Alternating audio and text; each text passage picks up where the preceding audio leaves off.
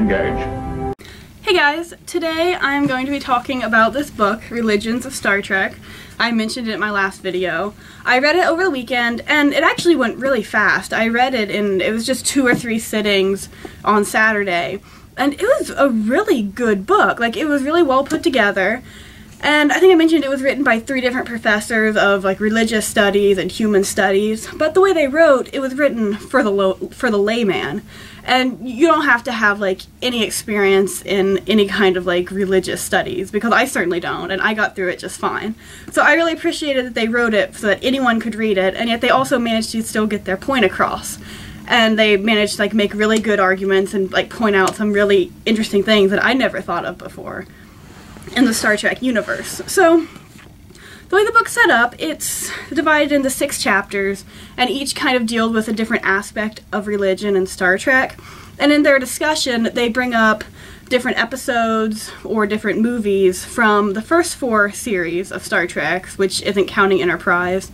And then I think there's 7 Star Trek movies from the original series, 6 or 7, I can never remember which. And then also the first 3 Next Generation movies, because it also was before Nemesis. So what I wanted to do as I talk about this is, instead of just trying to muddle through the entire thing, I picked out my 3 favorite chapters, and I just want to talk about some of my favorite things from that chapter, and like some of my favorite points that they made, and then how I feel about how they approached it. So the first chapter is called, Is There a God in the Universe? Or Is There God in the Universe? And it explores all of the different times in the different shows that the different crews have encountered creatures who claim to be a god or had seemingly divine powers, and like it kind of tries to, like, it doesn't really debunk them, but it discussed how in the show they were pretty much all of them were proven to be false, because they have the Enterprise and Voyager and Deep Space Nine, they have met a lot of people who seem to have like superpowers or divine powers, but most of them it seemed like they were faking, or they were pretending, and they really it was just that they had really advanced technology that sorry, I always want to say the Enterprise, but it's through all the different shows. So they have technology that the characters don't necessarily know about, but it is just technology. It's not any kind of divine power. They're not omniscient or omnipotent, and they're basically just faking. And it points to 2 examples of the 2 maybe most godlike beings in the series. And the first one is the god from Star Trek V, The Final Frontier. I'm not going to talk about this a lot because I haven't seen that movie in maybe 10 years, but I just know that the Enterprise goes to, I believe it's a planet in the center of the galaxy, what the Vulcans called Shakari, and they're trying to find God. And they find this incredibly powerful being, but it turns out it's not God. He's not all powerful, he's not in any way benevolent, and you don't actually find out what he is, but you just know that he's definitely not God in any way that any culture would think of him. The other creature that it points out is Q from the Next Generation. I think I've mentioned this before, but I absolutely love Q. I think they do a great job with his character. Even though he's in maybe 10 episodes throughout the 7 seasons of The Next Generation, they actually do a really good job in like developing his character, and he evolves a lot. And they do a good job with really like drawing out his motivations. Like, he's still enigmatic. You never really find out exactly like what he is, really, beyond just the fact that he's a member of the Q Continuum. But you do learn a lot more about him. And something that I've always found interesting is that Q is, for all intents and purposes, he's all-powerful. Like, he can manipulate space and time, he can move planets, he can, like, change the way people think, change, like, their mind about something. He can basically create life out of nothingness, because he creates different characters and different people throughout the series. So basically, he's all-powerful. He's not exactly all-knowing, but he can find out anything that he wants to know pretty easily. And yet, at no point in the series does anyone entertain the notion that he could be a god. But one point is that he's just so ridiculous that you can't really take him seriously despite his power. But, you know, even though he's all-powerful, so you think that maybe someone would, I mean, I don't actually expect him to say in the series, oh, is Q a god? But he does kind of meet the criteria for being godlike. And actually, in one episode, he takes a dying Picard, and he tells Picard, "You're dead, I'm God, this is heaven." And Picard just immediately rejects that. He doesn't even believe it for a minute, that Q is a god, like any god. I don't really know, like, what Picard's personal beliefs are, because they never really approach that in the show, but he doesn't think that he's any sort of god or a divine creature. He just happens to be all-powerful. But that kind of begs the question, like, what are our criteria for a god? If being all-powerful isn't enough, like, what do you have to be? Now, that's never something that's really approached in the show, but they discuss this in the book a lot, and I thought that they really did a good job, and like it made me think a lot more about the show and about like the different characters, not just Q and the god from the Final Frontier, but a lot of other like the lesser divinities, I guess, or people masquerading as gods. The second chapter is called "What Evil Lurks Beyond the Stars," and it's kind of, the first chapter asks, is there a god? This chapter asks, like, is there such thing as pure evil? Kind of like, is there a devil? And they bring up a lot of great examples. They discuss the Borg, with just the Borg Collective and then the Borg Queen in First Contact. And they kind of talk about lore versus Data, and if Data is good, does that make lore evil? But something that I found I really enjoyed was they discussed the character of Armus, which is it's in the episode Skin of Evil in the first season of The Next Generation. He's the thing that kills Tasha Yar. And I've always thought that that was really interesting, because they didn't really go into it much, but I think that the possibilities that it opens up are more interesting than actually what they presented in the episode, because they actually got this wrong in this book. In this book, they say that he was a being so evil that his fellow aliens exiled him. And that it's like, oh, it's kind of okay because it's kind of hinted that he had like a bad beginning or a bad childhood. And that's not exactly what happened in the series, because in the series, they say that this race of beings found a way to take out all of the evil and all of the badness in them and just like put it outside of them into something else. And that's how they created Armus.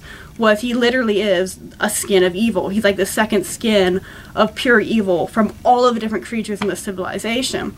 And then I don't remember if they sent him to this planet so that he would be isolated, or if this is the planet that he's from and everyone else has died off and he's just still there because apparently evil is immortal. But I think that the truth from the series of his actual origin is a lot more interesting, because I don't really know where they got that from in the book, that he was just an evil alien that the other aliens exiled.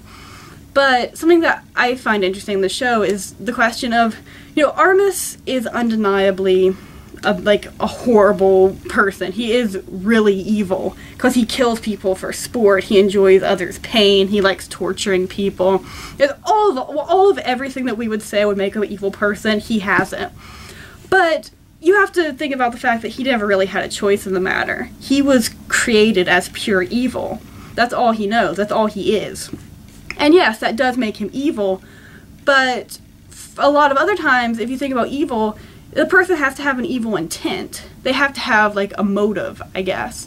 It's kind of like they have to know the difference between right and wrong and choose wrong to be truly evil. But with Armus, he never really did that. That's just what he is. He is just pure evil, I guess. So they kind of asked the question of, can you really be evil without ever have the option of being good? And I am getting off on a little tangent here because they didn't discuss that extensively in the book. They actually focused more time on the Borg and they spent a little bit of time on lore, but they kind of glossed over Armus, and I wanted to bring that up for my own benefit, I guess, because that's something that I think about sometimes, because I spend my spare time thinking about episodes of Star Trek. But that's something that I've always found interesting, and kind of I would want to think about that more, maybe discuss it with someone, I don't know, of like, really, is Armus that evil if he was created to be evil?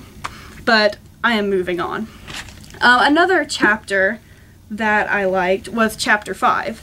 And, well, first of all, chapters 3 and 4, they were titled Star Trek's Religious Specialists, which talks about kind of the people in the series who are presented as kind of almost like shamans or priests, not like ordained religious like specialists, but as someone who kind of can commune and give religious guidance almost, which I enjoyed that chapter, but that's not something I want to focus on, and neither is chapter 4, which is called Enterprise Engaged, and it's called Mythic Enactment and Ritual Performance. It kind of talks about Like when it brings up this episode of Next Generation Masks, which is where Data gets taken over by this seemingly really old goddess from the civilization. They have to act out this whole performance of that civilization's religion. It also brings up I think it's either this episode or the next episode, which brings up the episode, it's either this chapter or the next chapter that brings up the episode The Inner Light, which a lot of people consider to be like one of the best Next Generation episodes. But I want to move on. So, chapter 5 is called What Happens When You Die, which is more or less the basic question of every religion. And obviously, they never really say in Star Trek, because they discuss this a lot in here, but the way Star Trek is set up is that they encounter a lot of different civilizations with a lot of different beliefs and a lot of different religions. But the main characters and the people in the Federation aren't presented as having any religious belief, really. It's like, it's not really that religion has completely disappeared in the Federation. It's more that it's become such an intensely personal thing that no one discusses it. And they point out, especially in the original series, is that religion is presented as something belonging to the other, to the uncivilized other, and that we, meaning the people in the Federation, have kind of moved beyond religion. That only like the heathens and the more uncivilized cultures have religion. And they changed that throughout the series. And I think probably the most deeply religious show, or one, is Deep Space Nine with the prophets and the founders. And I haven't watched much of Deep Space Nine, I admit, but they discuss it a lot in this book, so I did skip maybe a total of 10 pages in here, because I both didn't want to have a lot of spoilers, and I couldn't really connect with it because I don't know a lot about Deep Space Nine. But they have changed a lot through the show. They add towards religion, but still, most of the main characters in the show don't really have really obvious religious beliefs. So that was a bit of a tangent. But in What Happens When You Die, I find it interesting because one of their main examples that they bring up is Spock in the third Star Trek movie, The Search for Spock, because at the end of the last one, Spock died, and then the Search for Spock is them trying to basically bring Spock back. And I think it's interesting because Vulcans are one of the species in the show who are both shown as extremely logical and extremely advanced, but they still have a deep religious belief. So in contrast to the Federation, the Vulcans have kind of held on to their religion or their spirituality or whatever it is, even though a lot of people would say that that contradicts logic and it contradicts science. But I thought that was interesting because he has a main character who had the religious belief. And in The Search for Spock, it kind of proves that Vulcans have a soul almost. Because, as it's pointed out in here, Spock transferred, I think they call it his Katra. I'm not sure if I'm pronouncing that right, but I think that's what the Vulcans call the soul. And he transferred that to Dr. McCoy, and then once they get his regrown body from Genesis and all that stuff happens, this Vulcan priestess almost, she manages to transfer his soul from McCoy to his new body, and it works. So obviously that proves that Vulcans have some sort of soul, or some sort of, maybe not immortal essence, but at least something that can be revitalized and stored in someone else, and it can come back. And I think that was really interesting because the way Star Trek works, it doesn't give a lot of definite answers about anything. It's not definitive, it just kind of, it presents something, and then it kind of backs away. And it lets you do with it what you want. But in this, in The Search for Spock, it actually is very upfront about it. Like, Spock had a soul. Spock could be saved. He came back. So it's one of the one time that Star Trek really takes a strong stand on something. And another thing from this chapter, kind of along the same lines, is it talks about B'Elanna Torres, who is the half Klingon from Voyager.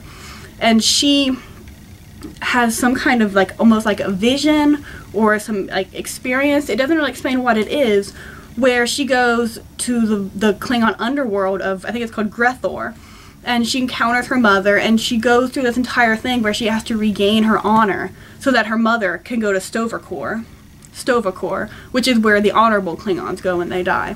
And when the episode ends, she has succeeded, but you don't really know if it really happened, or if it was all in her head, or if it was some kind of vision, or if it even really matters which of the three it was. And I like this episode. It was a really interesting episode because we got to see a lot about how the Klingons view religion, and that's not something that's it's brought up a few times in The Next Generation with Worf. But I always think it's interesting when the show explores that kind of thing. But it doesn't really say whether or not it was real. And obviously it can't, because it can't make that kind of statement. But I really like that episode. The fact that they even explored it at all was it was really interesting. That's about all I wanted to say. The last chapter is entitled Can Science Save One's Soul? And it just kind of talks about whether you can be saved in Star Trek, or whether being saved in the 24th century is really just saying, like, living a better life and saving yourself in your lifetime instead of worrying what happens after you die. But I don't want to get into all that because this has already been a decently long episode. And hopefully you guys will go out and read this book yourself.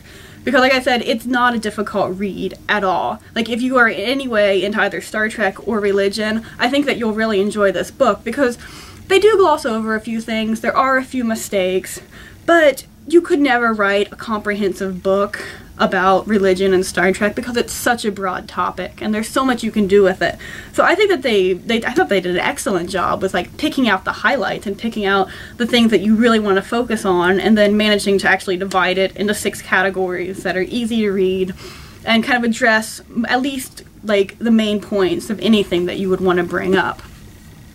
I think that's all I wanted to say about it. Other than that, I definitely recommend you guys reading it. And yeah, that's about it. So if you ever see this, definitely pick it up and read it.